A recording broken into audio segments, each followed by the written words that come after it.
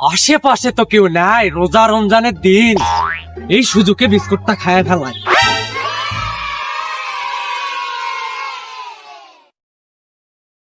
এই আমারে কি রোজাই ধরেছে রে? তোমার হাতে কি? আসসালামু আলাইকুম।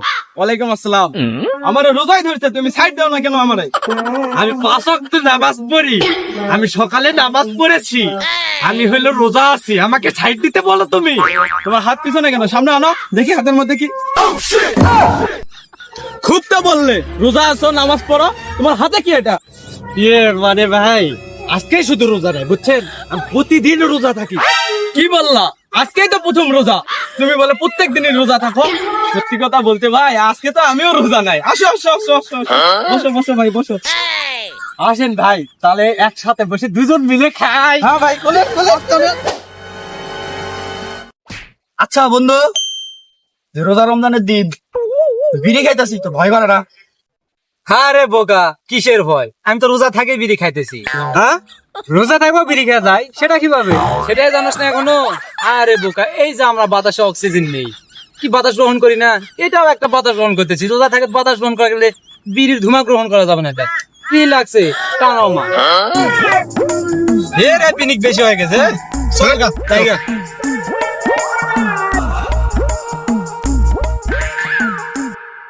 সি সি সি সি, রোজা রমজানের দিন এইভাবে দিনে দুপুরে খাওয়া দাওয়া করছে, দিন শেষ হয়ে গেল। আর করে হালা নিজে বিড়ি খেয়ালু, কোনো সমস্যা নাই, আর ওরা বিস্কুট খেলেই দোষ। চুপ থাক চুপ থাক, এগুলো জানা যাবে না।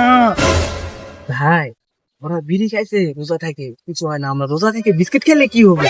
ভালো হবে, নতুন হাদিস খাও, সব খাও, রোজা থাকে সব খাও। এই তোমরা কি শুরু করলে?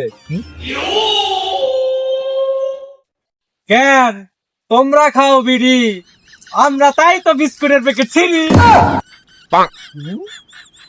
হ্যালো, তার ওদের সাথে আমরা অংশগ্রহণ করি। হ্যালো, আসো সবাই মিলেই খাই। বসো বসো বসো বসো। এই বসার তো জায়গা নাই, তাহলে তুমি খারাপ হয়ে খাও। আসেন ভাই বসুন।